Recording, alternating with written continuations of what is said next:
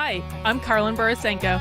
In early 2020, I was the knitting Democrat who accidentally went viral on the internet for going to a Trump rally and then left the party. I became the conservative darling, was on all the shows, traveled around the country, and then realized that conservatives were no better than Democrats. If there's one thing that I've learned, it's that both political tribes are two sides of the same coin. But it wasn't all bad. On my journey, I became obsessed with understanding the woke ideology and the culture war. I broke the story of the city of Seattle doing segregated training with its employees. How bad has this stuff become? The city of Seattle has now put out, I'm not kidding you, this is according to Dr. Carolyn Borisenko, who's an organizational psychologist. The city of Seattle asked its white employees to voluntarily spend a day off in a training about their internalized racial superiority. I broke the story that led to the first ever federal lawsuit against critical race theory in the schools. I broke the Coke Be Less White story, one of the biggest anti-woke stories of all time. It got over 30 million views. Coca-Cola's corporate headquarters even had to change their outgoing voicemail. Throughout the past few days, you may have seen inaccurate reporting on the content of our recently launched diversity, equity, and inclusion training program. I exposed the schools in Burlington, Vermont for grooming middle school children live on the internet. They called me an unwoke cult leader for that. And the Vermont Human Rights Commission slandered me publicly as being a hate channel. I even got called a hero in Breitbart for exposing that the Washington Post was writing a hit piece on Christopher Rufo. I have broken story after story after story about what's going on in the public schools, from Cambridge, Massachusetts, to autistic sex education, to the Department of Education in Michigan, literally training teachers all over the state how to groom children. I wrote a book called Actively Unwoke, the ultimate guide for fighting back against the woke insanity in your life. I host a podcast all about fighting back, and I'm downloading all of my knowledge to you on my Substack, carlin.substack.com. The world is a crazy place. We are literally surrounded by cults on all sides. On this show, we're going to do a deep dive into all aspects of the culture war, and I will show you the dark, dystopian underbellies on both sides. Here are the commitments I'll make to you. I will always tell you the truth. I will always bring you receipts. And if you stick with me, I promise you will see the world differently. Welcome to the cult. Please mount that like button for me and subscribe if you feel so inclined.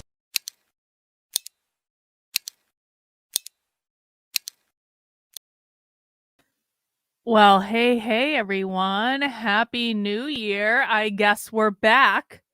I have had a 2-week vacation where I have not really, to any great extent, thought about socialism at all. And now it's time to get back in the swing of things. I said I was going to be back against my better judgment. I threatened to quit again at the end of last year. And this time it was actually a serious thing. This time I was actually, and again, my community can attest to this. This was not just like, feel sorry for me. This was like an existential crisis where I was like, I don't want to do this anymore. I'm done. I can't do this anymore. I had about a month and a half long existential crisis. I had so many people beg me to stay. Well, I know you guys didn't believe me, but like trust me when I tell you, Milo, this was serious. This was no joke. This was like, I am done with all of this. A lot of people asked me to stay, and actually, I had some really interesting offers and opportunities come of that whole thing, where people were like, "Okay, Carlin, we see now. We're going to help," and I was like, "Thank you." So I was able to was I able to meet my 2023 goals? No, not in any way. But I made a lot of progress in 2023, and I was pretty happy about it. You know, like I was, of course, like did my year-end retrospective yesterday. Yeah, it must have been yesterday. And I have to say, like, I'm actually really proud of myself for the amount. Listen, I always tell people I've got a list of like 87 things on my wall that I want to be able to do. And I can't get through all of them because I don't have the time. My most valuable resource is actually time to be able to do everything. But and so there's so much stuff that I want to accomplish that I'm like one person, man. I can't do everything. Um, but I was actually able to accomplish a lot, and I was going through some of the journalism that I did in the past year, being that, like, I have to say, for someone who never wanted to be a journalist in her life, I think I'm doing a pretty good job. I would compare my work against anyone covering this space at all. I've done more investigative journalism than almost anyone. I've done more undercover journalism than almost anyone. And can we just wrap our heads around the idea that this happened by accident? I never intended to do this. So I was thinking about it. I was like, being that I never actually intended in my life to be a journalist beyond the first 2 weeks of my undergraduate experience at Boston University. Because I actually, fun fact, this is a true story. I went into Boston University as a journalism major. That's what I got accepted for when I applied to it. And then within 2 weeks, I had changed to like a public relations major. And I remember the moment it happened, and they told us this was gonna happen too. It was like one of these old journalists came into like this big like freshman lecture hall, and he was talking about how as a journalist you always need to have pencils on you because sometimes you might go to places that are really cold, and when you go to places that are really cold, the ink in your pen freezes, and so you have to have a pencil. This was before we all had iPhones and recording devices and all that sort of stuff. And it was like instant. I was like, okay, I'm gonna go be a public relations major now. And then isn't it funny that I basically ended up being a public relations major, doing marketing for a while, then studied psychology, then did workplace consulting for a while, and then now I'm right back to effing journalism, where it all started. Yes, Jeremy, I was almost one of the evil empire. Almost. For both public relations and journalism, by the way, because PR is awful. Awful. But you learn a lot of skills when you study PR. And so I guess it paid off somehow. We got a lot to discuss today, guys. We got a lot to discuss. This is the 100th episode of The Cult. The Cult is the show that I stream Monday through Friday at 5 p.m. I'm thinking about adding an audio-only podcast version of The Cult, which is basically me taking the audio from the YouTube video and putting it in podcast version for people who like that sort of thing. Because I did start actually The Cult as like a podcast where I was gonna like The Cult started as something where I was gonna be super professional about it. I wanted to have different segments, and then the whole plan was I was gonna take my segments from The Cult and make them audio only podcasts. And that lasted a couple of weeks because it was actually really hard to keep up with it, and the amount of work that I was putting into it, I was like, oh my God, this is too much. But I do like the idea of like having an audio only podcast version of the show. I don't know if the stuff I'm doing is really conducive to that, but we might try it out for a while and just see. But I am going to be like, I mean, I've kind of already done this for people who watch regularly, but I want to make it like I want to lay it out specifically. I kind of am viewing The Cult in 2024 as the research arm of my journalism. It's where we watch the videos that no one else wants to watch. Maybe not quite up there with Socialism Saturday, because we got to really save the really, really good stuff for Socialism Saturday, right? But they're like one of the realizations I had when I first started covering socialism is that if we just watched as much socialism as possible, eventually we would figure out, like they would tell us exactly what they're doing. And I feel like that's actually come to pass in a lot of cases. The problem is this: there are a lot of effing videos out there for us to watch. There's so many. And it's not even just like you get into like these colleges and universities, the centers there, and you start like going down the rabbit hole, and you find these YouTube channels that have like 100 subscribers, but they've got this crazy video on it that no one had ever watched before. That's the kind of stuff I want to watch. That's the kind of stuff I want to find. And I feel like The Cult is a perfect yeah, The Cult is like the B-side of Socialism Saturday. We bring our A game for Socialism Saturday. That's like the best stuff. But it's like there's so much stuff that we need to watch that I'm thinking about just turning The Cult into kind of like my everyday research arm of like presentations that we need to watch on the internet, and we do them together so it makes it fun and everyone can learn and stuff like that. We find all our good clips. But that's what I'm thinking the direction is of the show moving forward. And the reason of this is again time. It's like I have to figure out, I don't want to cover the fucking news.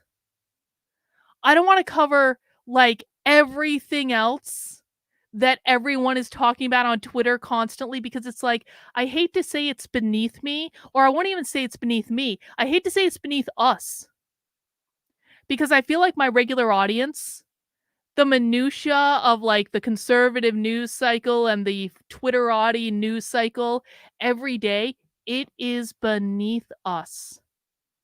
That stuff doesn't matter. Maybe I'm being too dismissive, but that's like one of those things where, again, I feel like when you have some time off. No, I don't. This is exactly right, Prometheus. I don't want to cover gay sex in the Senate. I'll laugh about it for a minute. That was really funny. And I don't want to cover that goddamn calendar. First of all, Seth Weathers is a friend of mine and he's awesome. And I'm really happy for him that the calendar got so much. I mean, that calendar was a great idea, wasn't it? It's like a throwback. I'm a very big fan of throwbacks. I think they're cool. But that whole thing, my God, the entire conservative movement got ripped apart over a calendar with women that were fully clothed. I can't cover that shit. I can't do it. It's not interesting to me. It's not entertaining for me. It's not anything. And I don't think it's important. And I think that you guys expect better than that as well. You guys want to know what's actually going on. You want to you guys, my audience are the people who want to go into those tiny like cracks and crevices and find all like the dystopian, like we want to be the first ones that find this stuff. We want to be the first ones to see it. We want to be the first ones to like talk about it. We are 2 years ahead at a minimum of like every conservative influencer out there. We want to stay ahead of that, right? So that's what we're going to do. That's what we're going to do. Now, I do have some stuff we're going to watch today, but do you guys mind if I talk to you a little bit about some of the stuff I've got going on and some of like the ideas I've had on my 2-week vacation before we get into it? We're going to do a good Abolish the Family episode today. We're not watching Sophie. We're not watching Emmy O'Brien. I found a different Abolish the Family resource. But I want to just go through some of the stuff that I've been working on. So of course, number one, we have to start with my main Substack, of course, which is Carlyn, KARLYN.substack.com. Please do make sure you are subscribed to my main Substack. Now, you can, of course, subscribe for free. But if you do want to support the work I'm doing and keep me in business, because I am 100% grassroots funded by you, you can sign up for $8 a month or $80 a year. And guys, I'm actually pretty close to crossing 1,000 paid supporters on Substack, which is a big deal. That's a big effing deal. Do you want to know why crossing 1,000 paid supporters is important on Substack? Let me show you. Because if you go into my writer page on Substack, you'll see here that I have a check mark with a white verification check mark with orange, right? Now, this is important. On Substack, you only get verified if you have a certain number of paid subscribers. That's how they do it. No fucking famous people. Like you have to have a certain number of paid subscribers. And even people that are more famous than me don't have verification check marks because they haven't pushed Substack as their platform, right? Well, guess what? When I cross over into 1,000 paid supporters on Substack, and it can be on any of my Substacks. Now, of course, I want you to subscribe to my main one is the most important one, but it could be on any of them. Then my check mark turns orange. It turns solid orange. And I'm not cheating on this. A lot of Substack authors that have that solid orange check mark, they basically give out free paid memberships, and that counts towards your total. You don't get any money for them, but it does actually count towards your total when you're giving out comp memberships. I didn't do that. I have maybe like 5 comped members, and they're like people who have like, helped me out or like stuff like that. And, or I was giving a gift to someone or things like that. And so mine is not cheated at all. And I want that goddamn orange check mark, okay? I was really hoping to get it last year. We didn't quite make it. That's all right. It's a new year. And so if you guys want to support the work I'm doing, please consider becoming a paying supporter on my Substack so I can get my vanity orange check mark. And then the next check mark is a purple one, which is 10,000 paid subscribers. That one's going to be a little ways off, I think. But I would really like to have a purple check mark by my name on Substack one day. That would be pretty great. I mean, I don't know. Like, I'm not that far off from it. Is all I'm gonna say. I'm not that far off. So hopefully that happens relatively soon. December was a tough month because I think December is just tough for everyone. It's Christmas, stuff like that. People are trying to save money. And so it was what it was. It was kind of a wash. I didn't hit the numbers I wanted to in December, but January is a new month. So if you want to help me out, that would be great. Now, of course, the supporter Zoom calls are coming back. So for those who don't know, when you are a supporter of my work, you get access to a whole bunch of perks. Some of those perks include access to my supporter Discord, where we have movie night every single Sunday.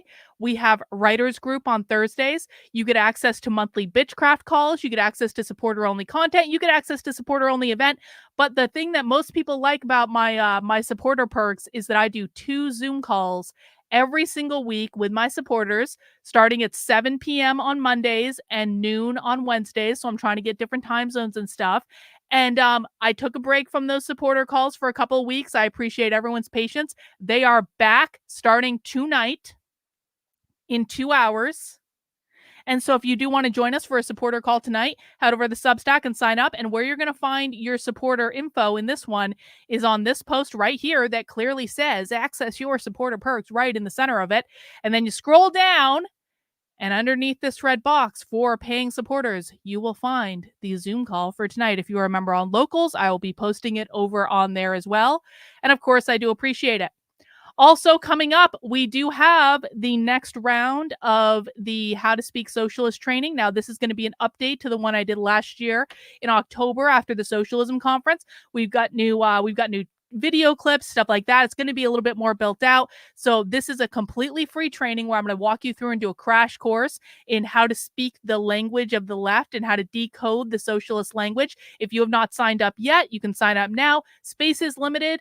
But if you do sign up, even if you can't make it to the live training, you will get a recording afterwards. And I am looking at putting this online as like an on-demand training program as well. That's going to be really nicely built out and all that. That's going to be coming soon as well. What else do I have here? Oh, check this out. Check this out. This is another project that I did, and I'm going to be doing more of these, I think. But I just like, so in terms of like introducing people to like the language of the left and how all these crazy ideas relate to each other, I made a massive mind map. You can see it right here. It's very big, and you have to download the whole thing to actually be able to read it. I know it looks complicated, but this is like a cheat sheet. This will tell you how the issues of race, gender, queer, the nuclear family, all those issues that we go over time and time and time and time and time again, it will tell you how they all relate to each other and what the goals are and things like that. So I definitely recommend downloading that. I'm going to be updating this regularly. I'm going to be making some other smaller versions of it to try to lay out all of the different things. Again, I'm trying to make this as easy as possible for people to be able to pick up on the ideas and to be able to form those connections between the ideas, so when this stuff shows up in the real world, you can identify it easily and you know what they're talking about. So that's something I did as well. We're going to be doing some more of that. A couple other things I want to make sure people know about. Number one, I of course do not just have my main Substack. I have about 86 Substacks. Okay, I have like 12, maybe 12. But this is the Substack. So many of you tell me that you're like, Carlin, YouTube never notifies me when you go live. And I'm like, I know, bro. I'm shadow banned to high heaven on YouTube. I know. The struggle is real. I've been shadow banned since October 26th of 2020. I know the exact date that I got shadow banned on YouTube, and it's never recovered. I went from getting 1,000 subscribers a day to nothing overnight. Anyway, I have a little workaround where I have this Substack, which is thecult.substack.com. And what I do is I post on there pretty much before every stream with what we're going to watch. And so if you want to get an email update before I go live, this is totally free. You don't have to pay to sign up for it or anything. You can if you want to, but you don't have to. And basically what you get is an email that will tell you, here's what we're watching today. And here are the links you can watch on YouTube, on Twitter, on Rumble. And it's just like a simple note in your inbox. Again, this is just to help you get around those notification things, totally free. If you want to sign up for that, you can find it at thecult.substack.com. And this is also where I'm going to be hosting that audio-only podcast of the show that I'm definitely going to start doing again, I promise. And the streams are on Twitter. Hi, Milo. I see you over there. Another thing I want to let you guys know is, of course, my merch store is something I'm going to be... Oh, you can't see it? Hang on. My merch store, unwokeart.com, is something I'm going to be doubling down on this year. Now, this is funny because I launched my merch store in like February of last year, late February of last year. And it was an accident because this is an idea that I had for a while to do a whole kind of like series of like, graphics and things like that were commenting on woke culture, things like that. And I wanted to put them on merch so people could buy them and support what I was doing. And I could never figure out a way to do this because I can draw and I can paint and I can do stuff. But it's just, again, my most valuable commodity is time. It is not it is not money, it is my time. And so I don't have the time to paint and draw all day. I wish I did. Maybe someday I will. But you know what came around in February of last year? AI art. Now, people have opinions about AI art. People have opinions about AI. Is AI going to be the downfall of everything we do? Yeah, probably. But I also think it's just really stupid to not embrace AI for the things that it's good for. So because AI allows me to produce things a lot quicker and, quite frankly, like gives me ideas that I never would have had in the first place, I built an entire merch store on AI art. So I produce a lot of the stuff in AI and then I take it into like a graphics editing program. I clean it up. It saves so much time. And I've got a really cool merch store now. And so you can go and see some of the stuff I have. But what I want to introduce you guys to is our mascot for 2024, because I have decided, and people might think this is a bit morbid. I understand. I have decided that 2024 is going to be the year of the anti-hero. Or maybe just that I'm going to be taking on an anti-hero role. And you are all welcome to join me. And do you know who our mascot is going to be for 2024? Just because I think it's one of the coolest kind of like images in modern times. We're doing a plague doctor theme this year, guys. I love this imagery. There's so much symbolism in plague doctors. It's like you've got resiliency, you've got doing the right thing in the face of overwhelming adversity, you've got humanity healing from a plague. And if socialism isn't a plague on humanity, I just don't know what it is. You've got like the dark underbelly of things. There's so much symbolism that goes into being a plague doctor. And so last night on Unwoke Art, I launched my first new design of 2024. It is the Be an Anti-Hero Plague Doctor design. This is going to be part of my signature series on the website. So this one's never going away.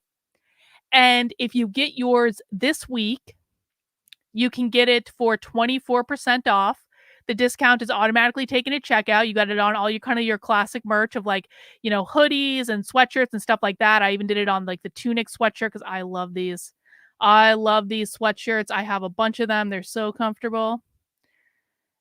But another thing I want to show you is this, because that's another plague doctor design, isn't it? So, one of the things that I've had that has been challenging, and this is something I'm going to be looking for volunteers for, is we have all this stuff. We have all these links, we have all these videos, we have all these people that we've been tracking, we have all these websites that we've been tracking, we have all these PDFs, we have all this stuff from the year and a half of socialism insanity that we have been deep diving into the far left. I don't have a good place to put it. And so you can talk about like, yeah, can I put it on the Substack? Well, sure I can, and I do, and there's lots of stuff on there. But quite frankly, the Substack kind of buries some stuff that I wish was a little bit more easy to find. And so one of the things that I did while I was on vacation is I built a wiki. And you can find it. And there's not a lot in there right now. I want to manage expectations. There is not a lot in there right now, and I'm still working out some bugs. But you can go to unwoke.wiki. It will also be from unwokewiki.com at some point. I just haven't set that up yet. I do have it. I just haven't set it up yet. So you can go to the Unwoke Wiki. And what I want to do is I want to get some volunteers, and only if you want to, no pressure, but I know a lot of people want to help out with this idea, is I can add editors to this. And so when you go into the wiki, I've got different categories, and we'll certainly be building this stuff out, like socialist to follow, college and university centers, K through 12 schools, publishers, periodicals, books, news, business and orgs, general analysis, language, events, undercover journalism, etc., etc., etc. So you can go in. Actually, let's start with our queen. Because, of course, the very first entry that I made on the Unwoke Wiki was Sophie. It had to be Sophie. Sophie is our abolish the family goddess. We love Sophie. I even put Sophie's nickname, at least that we gave her. It's in print, so it's real now. And what these are is basically just like a repository of stuff. Like, here's what we know about these people. Here's videos they've been in. Here's books they've written. Here's organizations they're working with. Stuff like that. And this is going to make it so that we can find a lot of this stuff just a whole lot easier. Like, let's, for example, look at our old friend, Dina Simmons. Dina Simmons was a socialist teacher trainer that we found. I've got her in there. I've got the article I wrote about her in there. I've got the stuff from the Cambridge, Massachusetts schools. If you go into, if you can see, like, she's presenting at South by Southwest in a couple weeks. South by Southwest, by the way, and I fun fact, I had a solo presentation at South by Southwest back in the day. That's a big effing deal. That was what got me my first book deal. South by Southwest, uber woke now. They've got all this woke programming, and they have socialists presenting at it. Anyway, you can see, like, I've got, like, and you can interlock the articles. So here's Haymarket Books. Here's links for Haymarket Books. Here's people associated with Haymarket Books. So we're going to be able to do a lot of stuff with this wiki. And I know that Bot wants to help out. Reagan wants to help out. If I know you and I trust you and you're not a crazy person, or okay, maybe Bot's a little crazy, but like if I know you and trust you and you want to help out and start sorting through some of this stuff and getting entries in this wiki, my goal is that I want to create, I just want to create the largest repository of like primary source far leftist documentation in the United States. No big deal. No big deal. Yes, Trendlin, you can help out. Fine. Just stop asking me to watch the whatever podcast, okay? So we're going to be rolling that out this month and getting people on there, getting people, the opportunity to just like be an editor, add articles. We'll have to work out the kinks as they come up, but I thought this would be a really good idea because we have people like Reagan. Reagan is so fucking good at like sorting through things and like making sense of things. And there's so many like little articles that we need to create. It's going to be a fun project. But what I wanted to show you is this. So for the Unwoke Wiki, every single month, there's going to be a new plague doctor mascot for the Unwoke Wiki. I've got all these plague doctors already designed. I spent like 4 hours just making plague doctors in AI like about a week ago, I guess. And so what this is every month, you're going to be able to go and get your new Plague Doctor exclusive limited edition Unwoke Wiki merch with the Plague Doctor on it. And look at this fucking shirt. It's so cool. Hang on. Look at this shirt. It's so cool. If I do say so myself. So you got the first one for January there. And again, this is also 24% off right now in the store if you want that. But check it out. On the back, it says the socialist revolution is real and directs people to the website. So you're basically becoming a walking billboard to spread the message of socialism.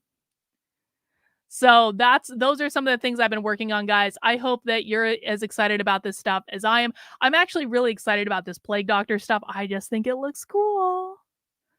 I think it looks cool. And I'm really excited about the wiki. I'm really excited about a bunch of things I got going on. So I'm back. I'm refreshed. I'm really going to try not to let the bullshit get to me as much this year. I know I say that now, like talk to me in a couple weeks and I guess we'll see what's happening.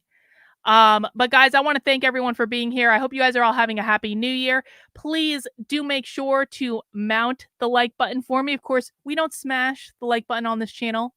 We mount it like adults. We don't have like dirty, like not even good, like sloppy teenage sex on. That's like what smash is. It's like sloppy teenage sex. It's not fun. Not fun. We mount like adults. If you don't feel like mounting, do something else to the like button. You can high five the like button. You can hold hands with the like button. You can give the like button a kiss on the cheek, but do something to the like button to let YouTube know. Guys, come on. There is a shocking disparity between the number of people watching right now and the number of people who've mounted that like button. Let's get those numbers up. Please help me overcome the YouTube shadow banning mother effers. I cannot do this without you. So I appreciate that. Let's go into what we're watching today. I wanted to start off the new year on a high note. And so we're going to talk about social reproduction theory. You know, I was like this close. I was like, should we watch Yuri Brezmenov today? Should we do that? Because I have just decided to own it. I think I'm the modern day Yuri Brezmenov. Now, someone's going to clip that out of context. They're going to be like, Carlin, you're getting a rather big head on you. Well, no, I don't think I am. I think I'm the only person on the internet actually showing people this stuff and explaining it in plain English. And yes, that includes James Lindsay, because James Lindsay doesn't do anything in plain English. James Lindsay doesn't show you what's actually going on in the real world. He shows you the theory. I'm not poo-pooing that, man, but I'm tired. I'm so fucking tired of people saying, Carlin, everything you're doing, James Lindsay is. I'm like, no, he isn't. No, he really isn't. So we almost watched Yuri Brezmenov today, and I was like, we're going to save that. We're going to save it for another day. Maybe we'll start off with Socialism Saturday this year with a good Yuri Brezmenov stream. We have watched him for Socialism Saturday before. But I decided on social reproduction theory because I suspect that 2024 is going to be the year that parental rights either fall or they stand. Like parental rights as we know them could very literally fall this year. The way that's going to happen is the left is, of course, getting themselves into positions of institutional power, which they've already done, but they continue to do it all the time. And then they institute laws and policies that conform to the world that they want to have. Now, the left wants to abolish the nuclear family because they believe the nuclear family upholds capitalism, which they define as private property. And so they need to abolish the nuclear family in order to abolish capitalism. And so the way that they walk this through, because people are so confused, they're like, Carlin, what the hell do you mean they think that the nuclear family upholds capitalism? Well, the reason that they believe that the nuclear family upholds capitalism is social reproduction theory, which is essentially the idea that social systems will reproduce themselves until they are disrupted. So if you've got like family units, which are the strongest like unit in society in theory, those units are going to reproduce capitalism in several ways. First off, it's going to raise kids that believe in capitalism, which is bad for socialists. People who believe in capitalism are the enemy. Right? And so if you've got these family units, and by the way, they do, of course, consider kids to be private property of their parents, which is another reason the nuclear family needs to be abolished. So if you got family raising a next generation of little capitalists, that's going to reproduce capitalism. Another thing is that the family is very literally producing the next generation of oppressed proletarian workers, also that uphold capitalism. And so the left has convinced themselves, because of social reproduction theory, that they cannot win and achieve their Marxist utopia until they get rid of the nuclear family. Everything you see about parental rights is about the nuclear family. Everything you see in terms of gender ideology is about the nuclear family. They're trying to queer the nuclear family. And by the way, they're going to use AI to do it as well. I was listening to someone the other day. He was talking about it. I thought this was a really good point. What is even the point of marriage when you can use AI to create like your ultimate like sexual partner? Because like you guys know, like they're doing all this like virtual reality porn now. And you know it's only like about a hop, skip, and a jump away from integrating AI with all that. And then all of a sudden, like, what is the virtue of it anymore? And of course, they want to produce kids through surrogacy anyway. So it's like there is a brave new world coming for sure. Anyway, so we're gonna start with this, and I didn't go to our usual kind of sources. I want to try to expand out into others, even though there's still so much from our usual sources we can watch. Parental rights are capitalist because parental rights uphold the nuclear family, which upholds capitalism, Jake. That's what it is. And by the way, guys, if you don't understand what I just said, then stick around for a while. Ask questions. People in the chat will help.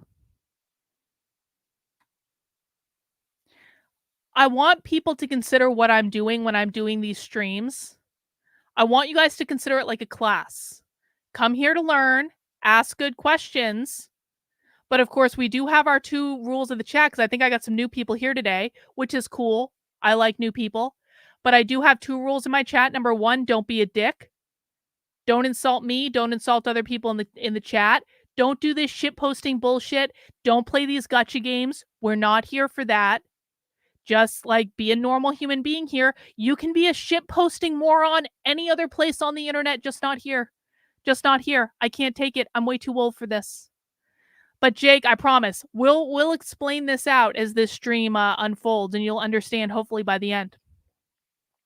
Rule number 2, no whining. If I tell you to stop doing something, just stop doing it.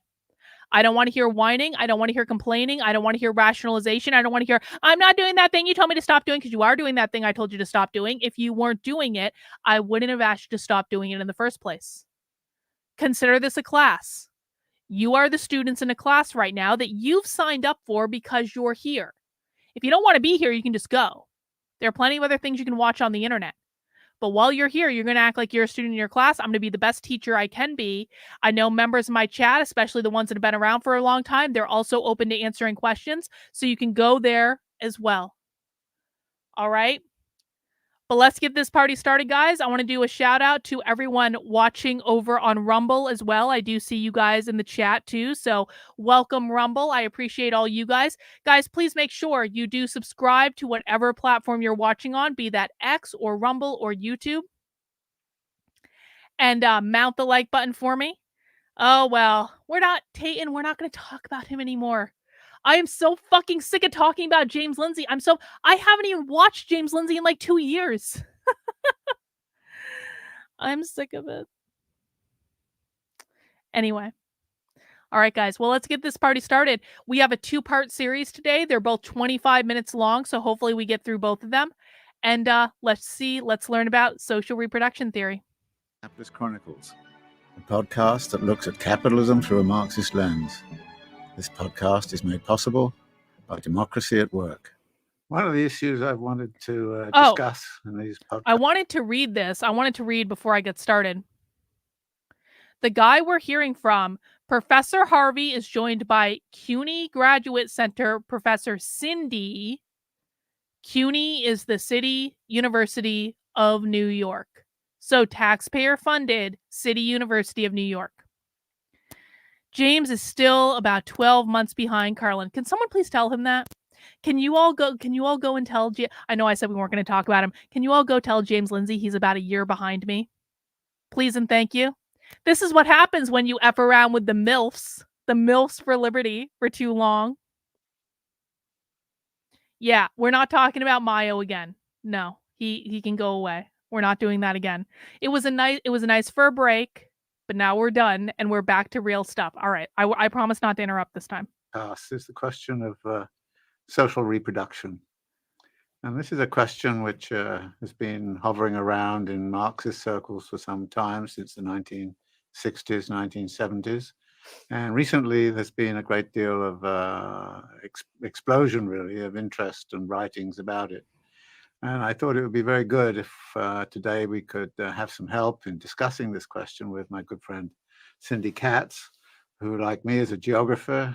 Socialist. Is at the Socialist. City University of New York. You can tell just by looking at her. Graduate Center. And we've known each other for this whole long period. So I thought it would be really good to ask you just to start out a little bit about your history of working on this topic. Okay.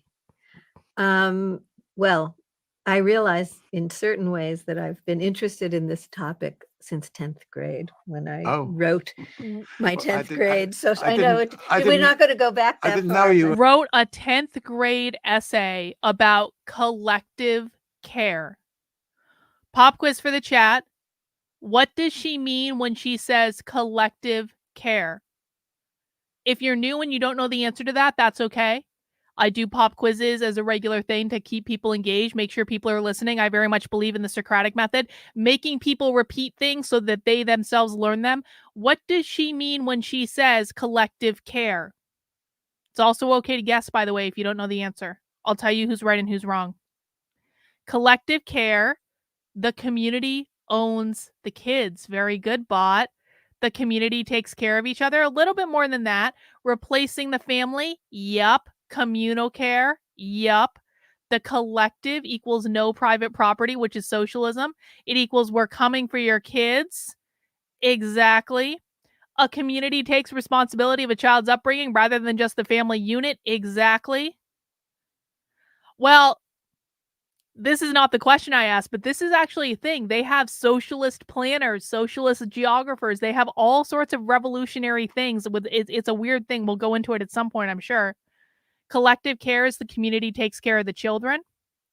Maybe she was raised in a commune. Indeed. The socialist collective owns the kids. Socialized medicine is absolutely part of it, Chad. Well done. Government care. Raising kids in the collective. It takes a village to raise kids. Raised by a village. Well done, guys. Well done. I want to thank Jonah Lynn over on Rumble for becoming a monthly supporter. Jonah Lynn, I think you're my first monthly supporter over on Rumble, so that's pretty cool. I didn't even know you could do that over on Rumble. So that's rad. In 10th grade. So. Yes, but I wrote about collective childcare. So, it wasn't something that I thought of as social reproduction. But for me, I have been interested as a Marxist feminist in the questions of how do we remake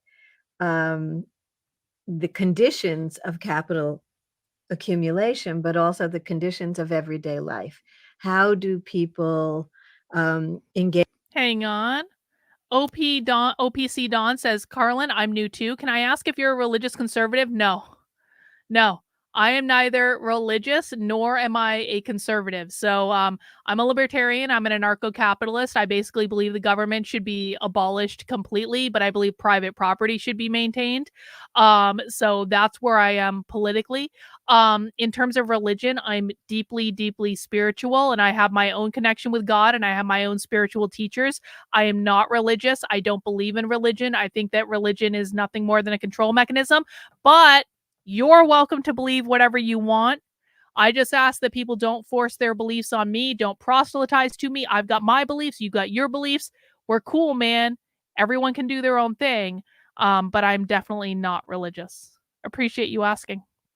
Engage in the everyday activities of producing people on a daily basis, but in a generational way. So I want to go back and just listen to this again.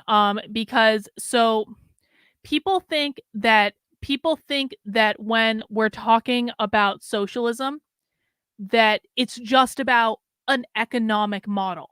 I hear this all the time. They're like, you think an economic model is going to destroy the country, Colin? Well, we're not just talking about an economic model, because the 4 goals of the woke left are always and forever the same. It's as good a time to review as any. The 4 goals of the woke left are gain as much power as possible, destabilize the system, attack capitalism, usher in their Marxist utopia. The final goal is always to get to a Marxist utopia, right? That's all aspects of society. That's everything. What the Marxist utopia means is the complete and total abolition of private property, because they define capitalism as private property ownership. It is not just about collectivizing big business. It is not just about the state owning the means of production, because the means of production are the people. It's not just the businesses, it's the people. That's what social reproduction is. It is the literal producing of the people. And so when we're talking about capitalism being defined as private property, you have to understand that what these people define as private property is not just your business, not just your land, not just an apartment building you might own. It's also your children and your individual rights. And I've literally got them saying this. Longtime viewers of my channel know we have them saying this. This is not theoretical. And so this is about a societal change. It is not just about an economic model. It is something that is literally going to impact every single person in society, because it's about your kids, the kids you are reproducing that they believe uphold capitalism. And so when socialists are doing things to destabilize the system, which destabilization is always a feature, it's not a bug, it's intentional. They're doing it to undermine capitalism so they can get to their Marxist utopia, right? But when they're doing things to destabilize the system, what that means is not just that they're introducing economic policies, but they're introducing policies to re-engineer society and the people in it. That's what it is. It is about re-engineering all of the social elements of society to gently nudge people towards Marxism. So let's listen to what she just said again, because she's literally going to say this is about the system of reproducing people. It wasn't something that I thought of as social reproduction, but for me, I have been interested as a Marxist feminist in the questions of how do we remake the conditions of capital accumulation, but also the conditions of everyday life. How do people engage in the everyday activities of producing people? How do people engage in the everyday activities of producing people?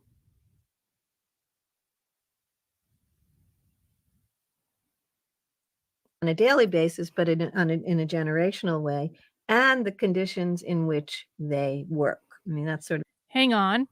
Mandy Arts, do most Democrats understand capitalism this way? Democrat is not the same as socialist. I know conservatives love to say that all Democrats are socialists and that Democrats have already fully embraced socialism. No, they haven't. That's not true. That is a talking point of conservative influencers that has grossly misled their audience about what's going on. Most Democrats are useful idiots in these policies, but they do know it's about capitalism. They articulate over and over and over and over and over and over and over and over and over again that capitalism is the problem. We've heard them do it. They say capitalism explicitly. And so they have some sense that it has to do with capitalism, but these are not Democrats. These are socialists. And you've got to stop conflating the two. They are not the same. These are not democratic socialists either. These are the most far left socialists that you can find, because democratic socialists are not the same as these people.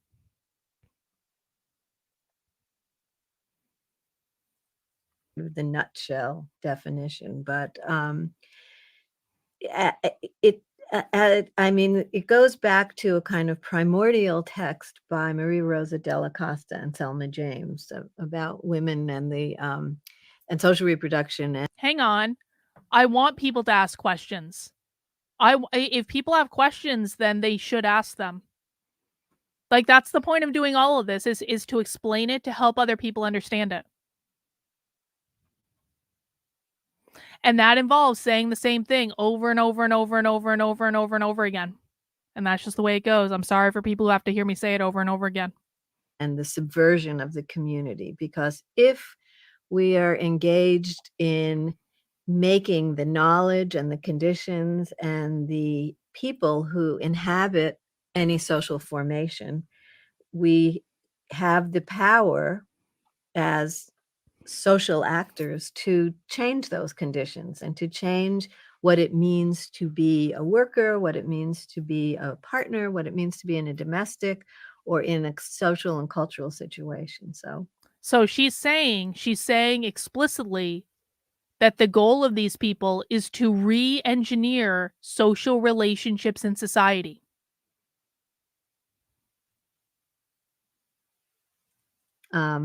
That's always appealed to me. And as a feminist in a engaged in debates with Marxists, I've felt for a very long time, for as long as we've known each other, that organizing on the shop floor was inadequate. And I think one of the reasons there's a burgeoning of work now on social reproduction is that question is more and more paramount. Well, one of the other issues which is coming up a lot is the whole kind of question of care for older people and care for sick people and the like, and what kind of work is that? And so the whole kind of idea that work does not stop at the boundary of the factory. In fact, there's a whole world of hard work out there, and it needs to be analyzed and incorporated. Yes. And one of the ways that the early kind of Marxist feminists who worked on social reproduction and in a continuing way is that care work is a subsidy to capitalists, that producing children, this is the basis of social reproduction theory. I want everyone to pay attention to this, especially if you're relatively new here. This is the basis of social reproduction theory, okay? So what she's going to explain roughly is that capitalism created the gender binary. The gender binary put the women in the home to do the unpaid labor of literally producing and raising the future generation of worker. So when socialists talk about having kids, being parents, it's like on a production room floor.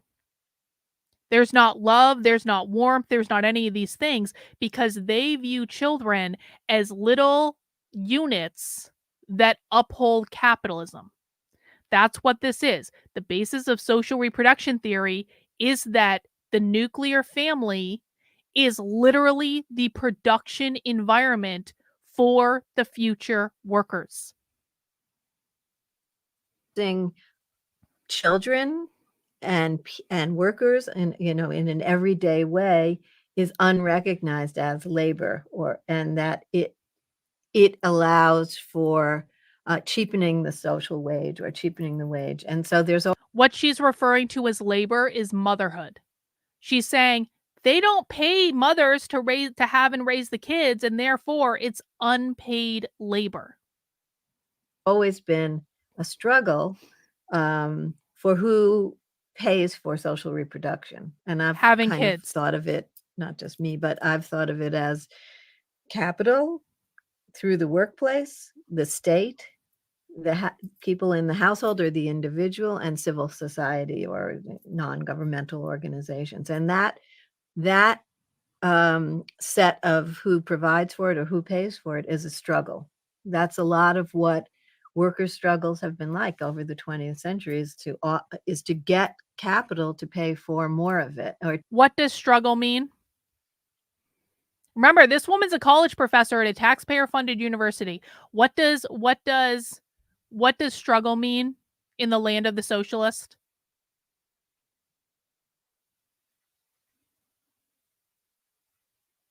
Pop quiz. What does struggle mean? Every time socialists say struggle, they mean revolution. They mean revolution, revolution, revolution. The perpetual and the struggle is the perpetual revolution. The revolution never stops. They see themselves in a constant state of revolution. And using the term revolution is really, really, really specific. I know why you're using the term resistance, Jake. It's not resistance, it's revolution. Revolution. The perpetual revolution. What are they revolting against? It's a revolution against capitalism, which is defined as private property ownership. Revolution, revolution. Perpetual revolution, revolution, perpetual revolution, exactly. The never-ending revolution. to increase the notion. So actually, let me go back. So you can hear it. You can hear it in its proper context. What she's going to be talking about is the struggle of workers against the system of capital. Set of who provides for it or who pays for it is a struggle. That's a lot of what worker struggles have been like over the 20th century, is to get capital to pay for more of it, or to increase the notion of what it means to be a prepared worker, so that it increases the level of education, it increases the paying for healthcare. And a lot of what's happened in recent years with neoliberalism and the globalization of production is that Neoliberalism is what they consider to be the Democrats. So for everyone who thinks the Democrats are the same as the socialists, they classify the Democrats as neoliberals and say they're too close to capitalism.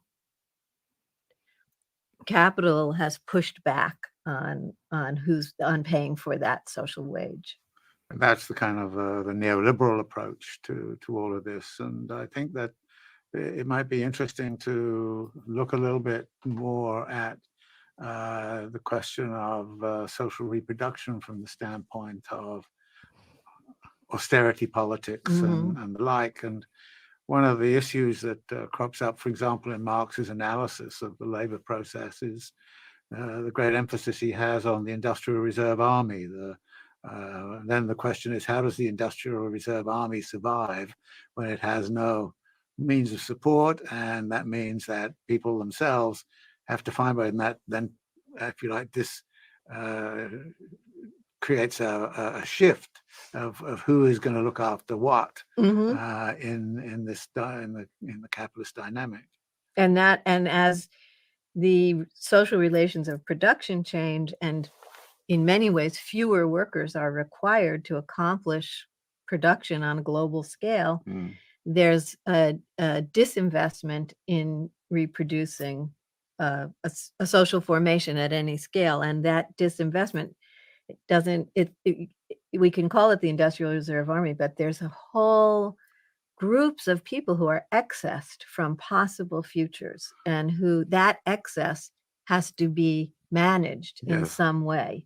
And so part of the work of people involved in social reproduction is finding ways to survive under those conditions, but the excessing of populations who have to be contained, and I certainly that management, waste management, costs a lot and is profitable. And yet, so prison, we all know that it costs more to incarcerate somebody for a year than to educate them for a year. But somehow that arena of social reproduction is invested in by the state, but also leaving people to violent ends, to drug use, to kind of wasting themselves under these conditions. Now, early on, you did a lot of work on children, and wrote a book, Growing Up Global, in which you were looking at children growing up in Sudan and also in New York City, and how you might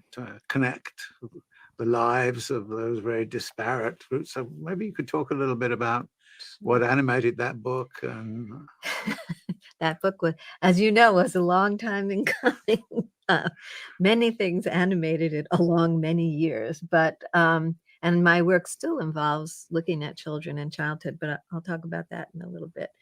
That what I wanted to see was what happens when a mode of production in a rural area, in this case in northern central Sudan, Arabic speaking Sudan, is transformed by an agricultural development project. So when a subsistence area is incorporated into cash cropping, much more involved in the global capitalist economy, and engaged in that by the state with international support. This particular agricultural project was funded by Kuwait and Japan and the US. And I wanted to see what happens when the political ecology, the environment changes so drastically from subsistence growing of sorghum and sesame to delineated tenancies of 10 acres each, in which there were a fixed number allocated to this village where I worked. And the children were learning how to farm and how to graze animals and how to use local resources, forestry in particular. But that whole political ecology was under erasure. Hang on. I've got one better for you, OPCs. So if you no, I mean, so for people who are new, first off, welcome. When you first start watching this stuff, it can be a bit overwhelming. I understand your inclination to do this. I'm going to encourage you to sit with it, because the very best way to learn this stuff is quite literally through immersion. That's what we're doing. If you're new and you don't understand what's being said, you're exactly where you should be. But like, we'll explain it to you. We'll break it down. A lot of times with this stuff, they're not saying anything for a little while, and we just need to sit here until they say something important. And so that's part of it. But I also want to show you this. So first off, what you can do, hang on. No, that's not what I wanted to show. That's not what I wanted to show at all. So what you can do, so you know how I talked about how like this free event is happening on January 24th. It's a free training to learn how to speak socialist, so you can sign up for that. But if you want the one that's on demand, I'll put it in the chat for you. I do have the one I did in October available on demand. And this is, again, it's a free course. I'll put it in the chat. And this is your introduction for how to speak socialist. And if you're watching after the fact, how you find this is you go onto my Substack, which is again carlin.substack.com. Go to My Day with the Socialists. Oh, that was kind of cool. That was a different format than I'm used to. Huh, that was cool. Go to My Day with the Socialists, and it's the very first thing at the very top is the on-demand class. That's going to be your crash course. But I really do recommend, guys, if you feel overwhelmed, ask questions and I'll just allow the immersion to take place, because this is the very best way to learn. Sure, by virtue of this agricultural project. And the average household had 5 children, and people have children at a very young age, so that there wasn't even a likely possibility for inheriting a tenancy. So I wanted to see what happens in those under those conditions, and saw that as a central question of social reproduction. And what was happening was they were being de-skilled for the possible futures that they were likely to have. And the project, in fact, involved more work from children than less because of environmental degradation. I'm working on that, Jake. That's going to be coming very soon. Make sure you subscribe to the Substack if you want updates about that. So that they were going to school less often with less frequency. And I thought, if this is development, we're really in trouble. So there were 2 things that then happened. I wanted to see what happened to them as they came of age, and I was amazed and surprised to see the ways they hadn't migrated to cities as kind of the lumpen proletariat with no skills to work in cities, but instead turning your idea of space-time compression inside out and talking about space-time expansion. I saw that people were doing what they used to do, but in a vastly expanded area. So they were cutting trees for charcoal production.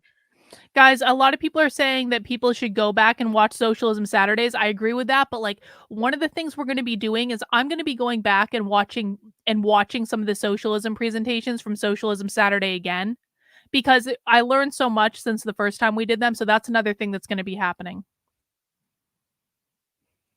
200 kilometers from their homes, and they were grazing animals 50 kilometers away. So it was this huge expanded field that couldn't last forever, but it did enable people to use that knowledge that they had acquired in their childhoods.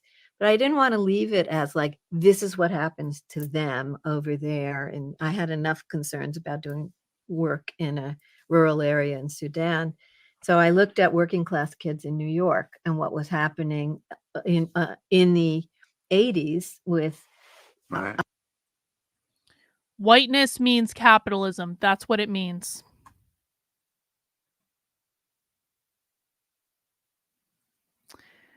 Vicky, I have a feeling that you think we're socialists. So otherwise, I'm not sure why you're asking this question exactly. Maybe sit around and learn. I thought of it as deindustrialization, but I was corrected and it's now called that. So that it was post-Fordism. But what was happening was the economy was Post-Fordism, changing holy so shit. much that Post-Fordism. You guys remember who was like the god in Brave New World, right? Ford. His Ford ship. Post-Fordism. That's post-industrial revolution. kids who were school leavers or who had minimal skills, educational skills, were being displaced from a high-end service economy, and they were not being able to be incorporated in the economy. And I thought this is a way to think about global economic restructuring or globalization that differs completely from thinking of globalization as just capital flows. And so to think if you look at what happens to kids and to Vicky, I need you to stop being disruptive in the chat if you aren't going to listen to what's being said. The next time you're disruptive, you're going to get a timeout. Like, please engage with what is actually being said. reproducing a social body, this is a way to understand the movement of capital quite differently. Yeah, but can you elaborate a bit further on that? I mean, because I think some of the ideas you had about that, the counter-topography kind of idea and everything was did something very important, which is to say that we often think about social reproduction just occurs over there, but what you're doing is sort of saying, well, actually, there's a whole system, there's a system, if you like, and seemingly very disparate parts of the world are echoing each other and related to each other in certain ways. Yeah. So one of the moves of this project was to put together these two sites as a place where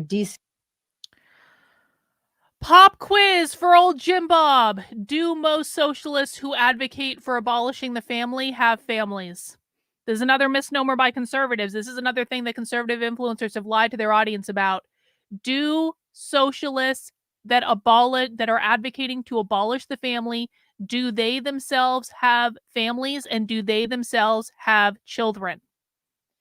Yes, they do. Yes, they do. Yes, yes, yes, yes, yes. They have families. They have families.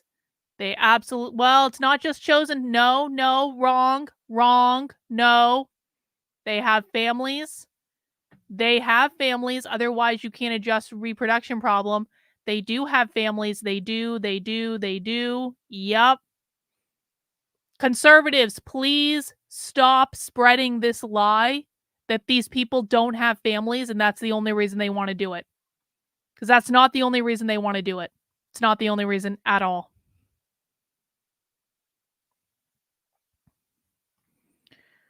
They're calling to abolish the family because they believe that they cannot abolish capitalism, which they define as private property, without abolishing the nuclear family.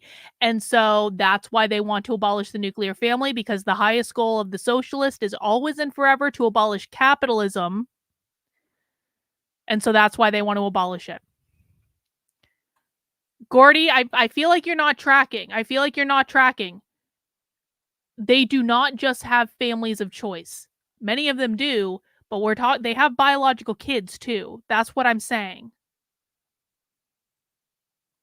If they don't procreate, they couldn't create a socialist future. That's exactly right.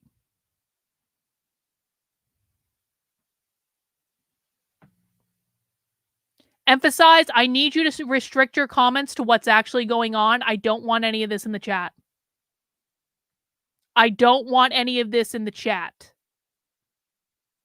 Deskilling was occurring, Right. and where a certain kind of dispossession was occurring, and to say, and to take this idea of topography, there's a long backstory, and I won't tread into that. But basically, I'd been invited to a conference where the session was called Topographies of Race and Gender, a nice sexy title that means nothing.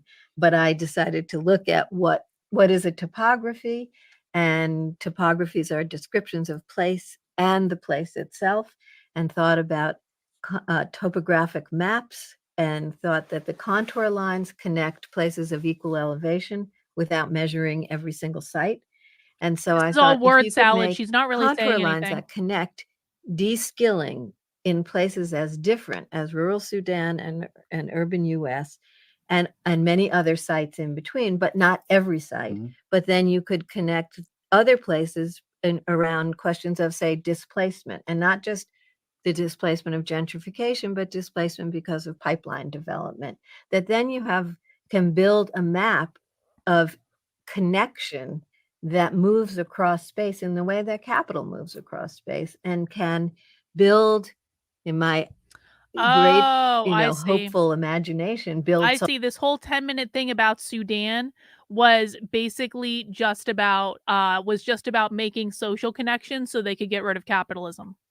I understand now. social movements that are translocal and transnational, and not homogenizing, and not Yeah, no, I mean, it's there are many, I think, groups around right now who would want to try to make those connections, but I think finding the vehicles yes, to make those connections was sometimes very difficult. And I think what was so interesting about that system you were exploring was precisely that it allowed a way of thinking, a mode of thinking, which actually emphasized the connectivities and didn't say, well, in Sudan it's like that, and over here it's like that. It was, well, actually everybody's being dispossessed. yeah. And in a sense, that's what the whole neoliberal project.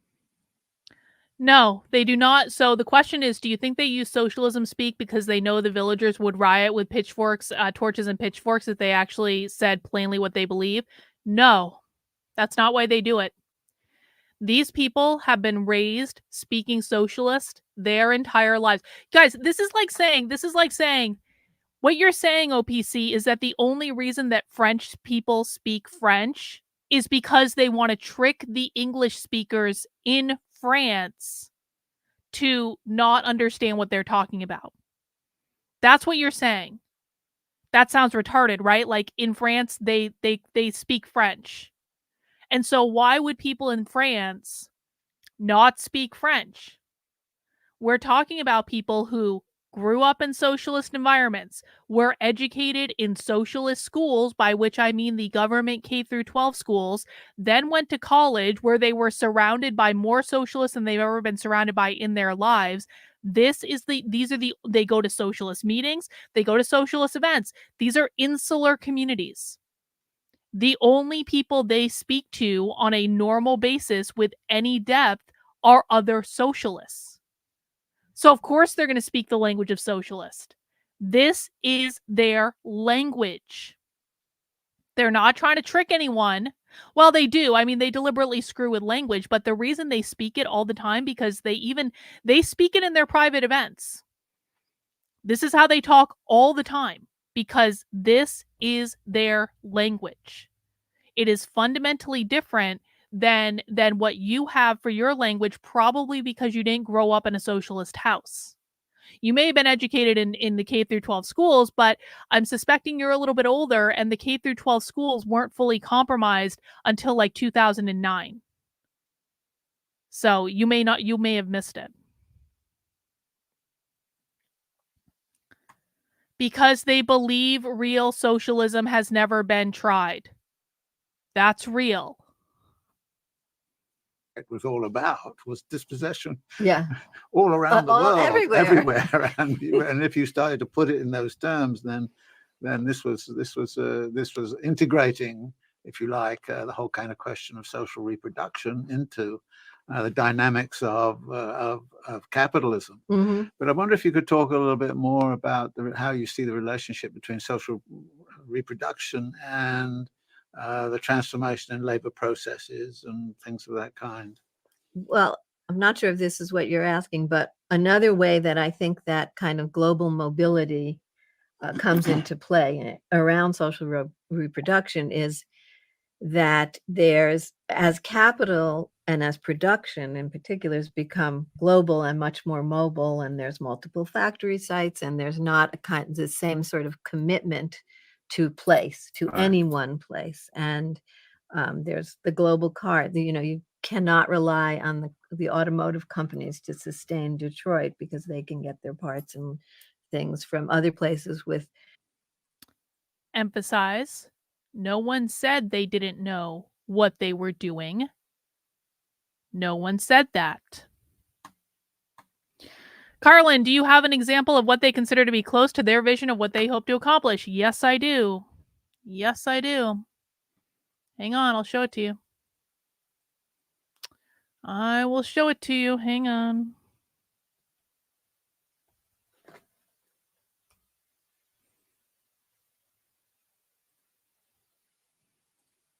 Hopefully I can find it quickly. Here it is. If the woke left wins, what does their Marxist utopia look like? This post on my Substack, which is in the Woke 101 series, will outline for you explicitly what the Marxist utopia will look like. Go forth and conquer. Well, actually, yeah. Go forth and conquer. That's it.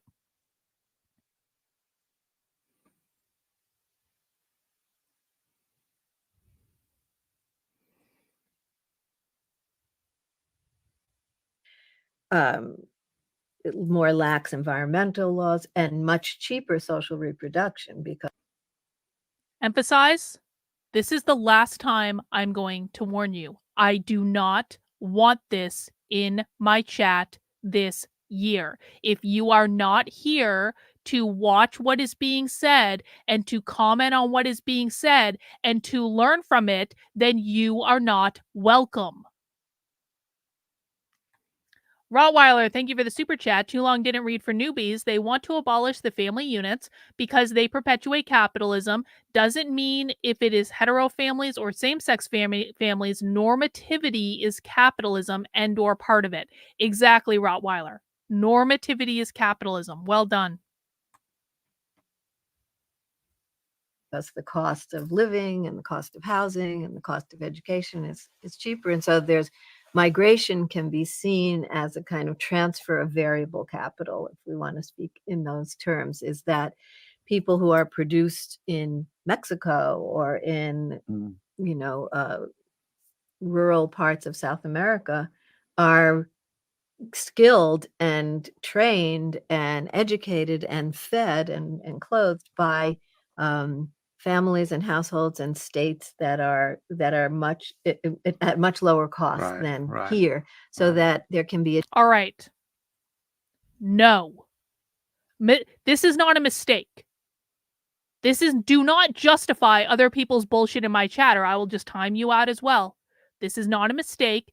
Emphasize is being deliberately disruptive. He did this last year too. I don't want it anymore. I don't want bitching. I don't want whining. I don't want fucking complaining. I don't want rationalization of shitposting. That is not what we are doing here. You can make comments whatever you want anywhere else. You can't do it here anymore.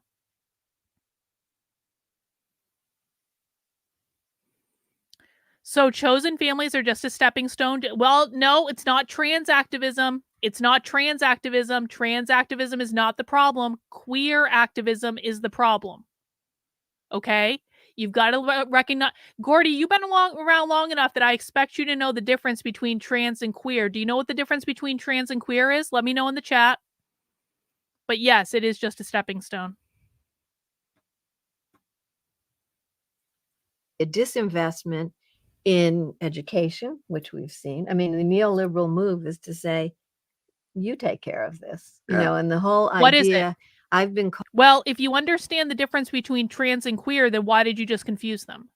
What is the difference between trans and queer? Let me know in the chat.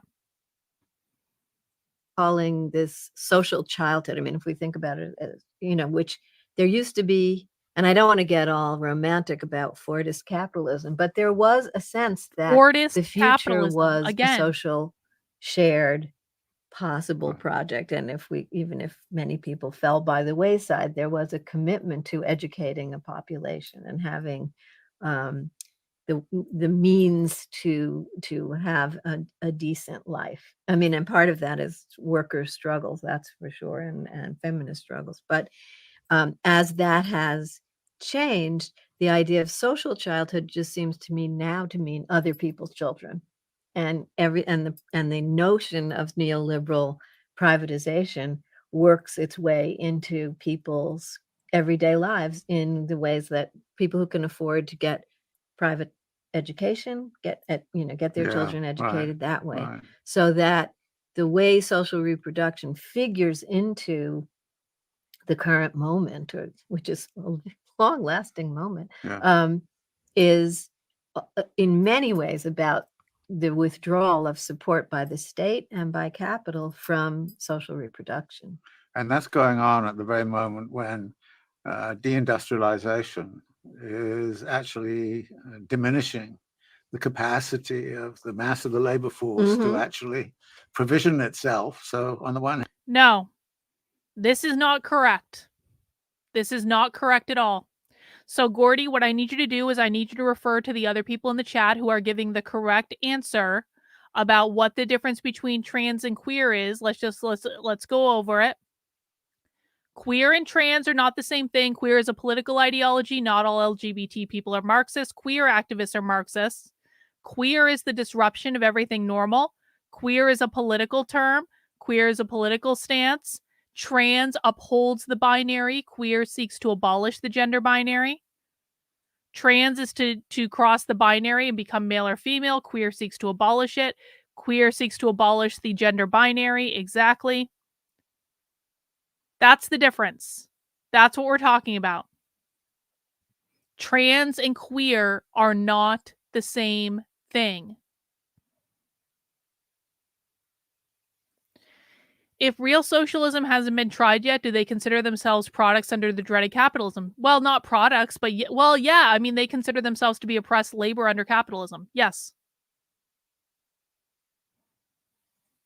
and it's losing its power, market power to sort of I don't know, feed the kids and send them to school, this kind of stuff, at the very moment when the state is kind of saying, well, you're all on your own. Exactly. So it was that thing that actually I think has put in a way set up a crisis in the realm of social reproduction with incredible stresses internally. Absolutely.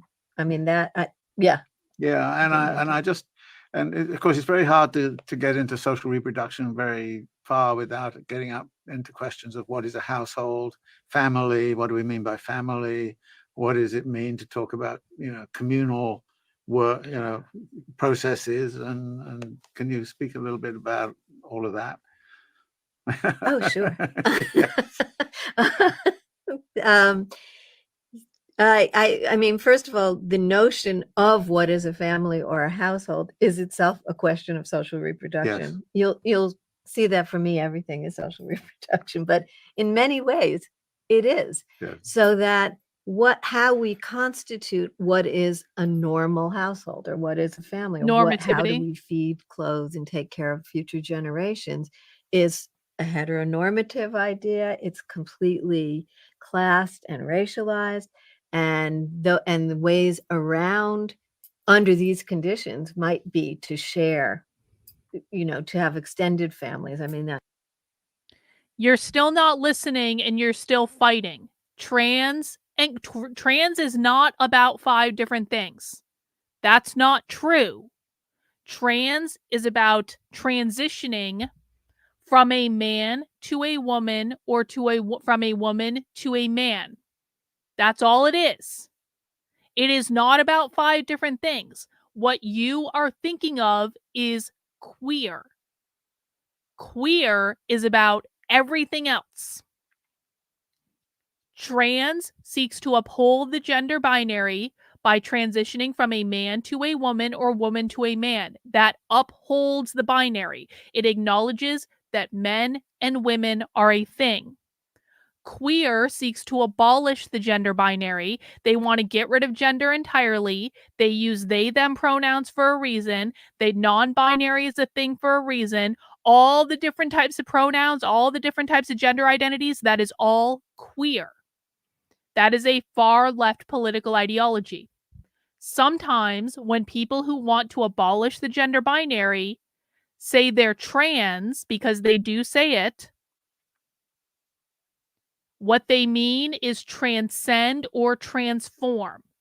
Trans is about transition. When queer Marxists say the term trans or identify as trans, what they mean is transcend or transform. Well, what you mean is wrong. Like if what you mean is anything different from what I just said, then it is wrong. And you need to reconsider it. Nope. No. Transform or transcend. That's what it means. You guys have got to stop making shit up. You really do. Emphasize, this is your last fucking warning. I don't want this in my chat. Other people have already told me to ban you. If you cannot adhere to the topic at hand, you will be removed.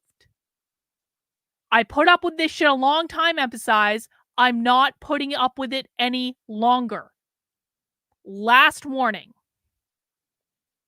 I was just at this workshop on adolescence in Africa, and the idea of the extended family being able to absorb many more of these sorts of shocks is something that we've offloaded onto individual households, and the pressure on the kind of heteronormative nuclear family is huge. But I need to rewind because I didn't guys, this is why I demand that there are no more distractions in the chat, because when I have to deal with distractions in the chat, like emphasize shit posting that has nothing to do with this presentation, then I'm not listening to what's going on. So now we're going to rewind so I can hear it again. To what is a normal household, or what is a family, or how do we feed, clothe, and take care of future generations is a heteronormative idea. It's completely classed and racialized. And no, I don't need you to be quiet. What I need you to do is listen. If you aren't going to listen, then I don't know what you're doing here. If you're going to make shit up, then I don't know what you're doing here.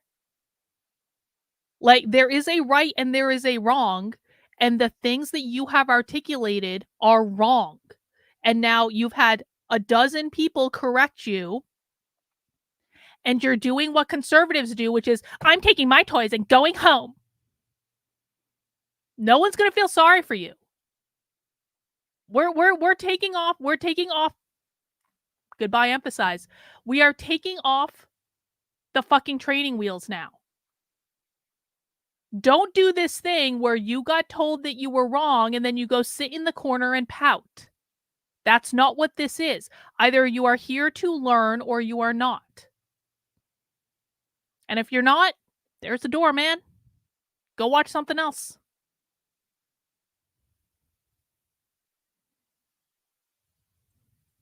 And the ways around under these conditions might be to share, to have extended families. I mean, I was just at this workshop on adolescence in Africa, and the idea of the extended family being able to absorb many more of these sorts of shocks is something that we've offloaded onto individual households, and the pressure on the kind of heteronormative nuclear family is huge. But there's also a sense of, where does the labor to sustain it come from? So that, I mean, the more global question of social reproduction is, we see so much labor migration, so that that's a lot where the racialized questions and the inequalities among countries come from, that we have domestic laborers who come to the global north and to work in wealthier households, but even upper middle class households, as relatively cheap labor, because they come as lone migrants for the most part, and their children and their households are being sustained by their extended families in a stressed and disinvested state. And by having domestic labor who can help privileged families, the gender division of labor doesn't really change, and the kind of exploitation that's translocal and goes across national boundaries is enormous. But there's incredible transfers of wealth in that way around the household, and that stabilizes the kind of heteronormative white household. What does she mean when she says heteronormative white household? Pop quiz for the chat. Rottweiler, thank you for the super chat. Trans is still female to male or male to female, transitioning within the gender binary. Queer is the abolition of the binary, which is normalcy, and by proxy, capitalism. What a perfectly timed super chat, Rottweiler. What does she mean when she says the heteronormative white household? She means the nuclear family. She means the capitalist nuclear family. A capitalist household, a normative capitalist household. Right, well done, Kaiwan. The bourgeois nuclear family, capitalist household. She's talking about the nuclear family that upholds capitalism. Exactly. Heteronormative is how Marxists attack gays who want to marry. No, homonormative. You're thinking of homonormative. Heteronormative is the gender binary. White household is capitalist household. Well done, NanoPie. Teresa, married man, woman. Well, not necessarily a man and a woman. They don't like the gays that do this either. Capitalist nuclear family. Exactly. Heteronormative white household, capitalists that uphold the nuclear family, the capitalist nuclear family. Exactly. The nuclear family, which upholds capitalism.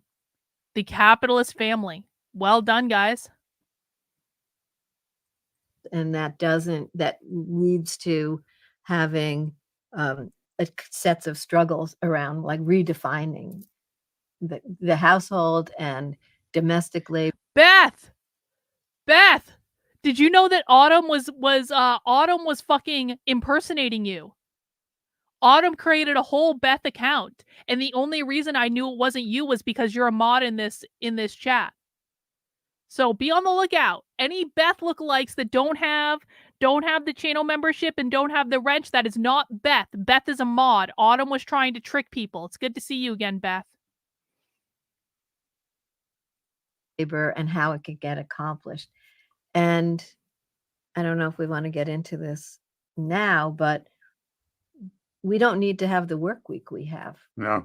I mean, that's the way of displacing so many people from any sort of work is because we have 19th century work, the working day, which has been a place of great struggle, is still a basic 8-hour working day, a 40-hour week, with machines that are doing so much, with technology that has displaced lots of workers. So why not shorten the working week with decent salary and a living wage, and employ more people. I mean, this is not revolutionary, but it's a lot better than what we have. Is Right, to no, have a 25. It's not clear to me when she says relatively cheap labor. Does she think all labor should be compensated the same? Well, she doesn't think that private business should exist. So she's on a completely different scale. But when she says cheap labor, what she means is that capitalism has devalued certain forms of labor, but she's a Marxist. She doesn't believe that private business should exist. She believes the government should be providing for all of our needs.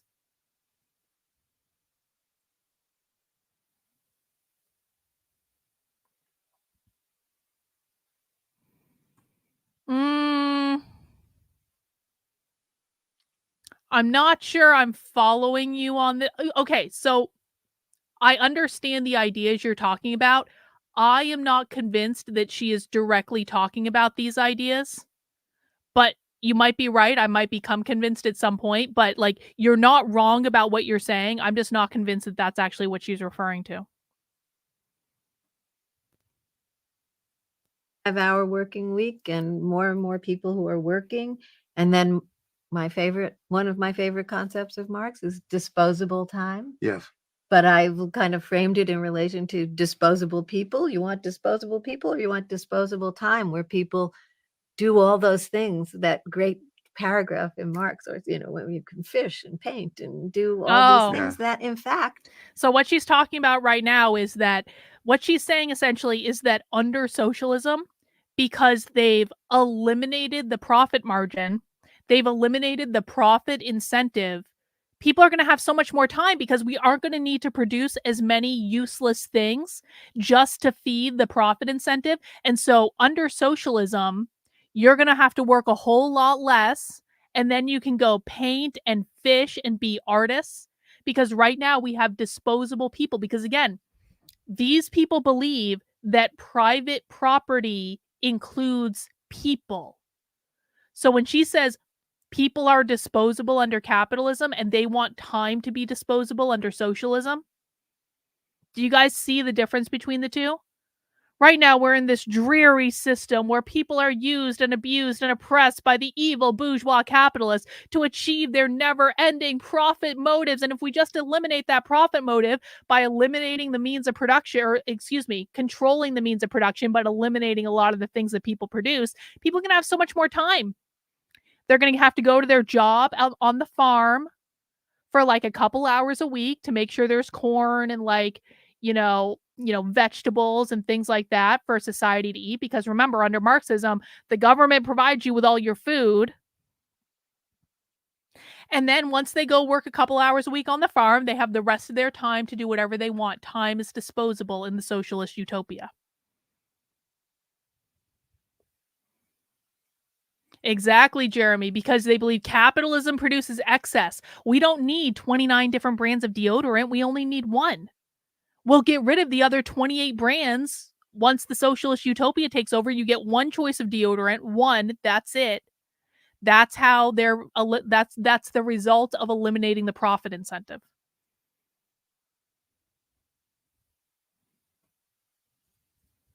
Require consumption and therefore would employ more people.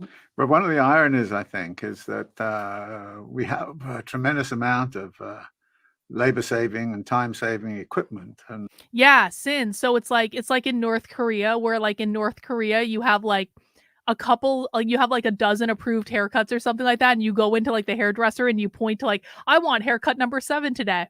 That's really a thing. There's only like certain approved haircuts in North Korea.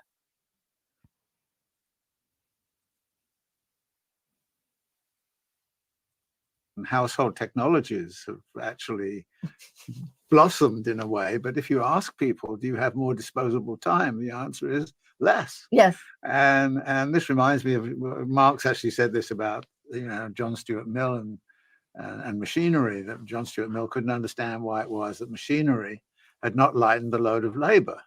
And so I have the same question about these household technologies. How come all these new household technologies have not lightened the load exactly. and actually have taken up people's time rather than releasing it? Yeah.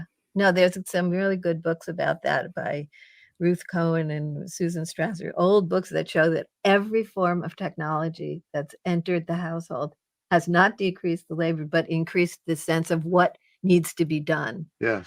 So you can have washing machines instead of scrub boards, but then you think that you should have clothes that are whiter than white and washed all the time. Right. And I think this is actually one of the paradoxes of the current era, because you're quite right. If we wanted to organize life in a different way, we probably could do extremely well on 20 hours a week, and then everybody does what they like the rest of the time. See? And would be healthier. You could be artists. And doing what they like Artists. would lead to more kind of jobs. Okay. So on that hopeful note, why don't we stop here, and we'll continue this in the next. We ended with hope.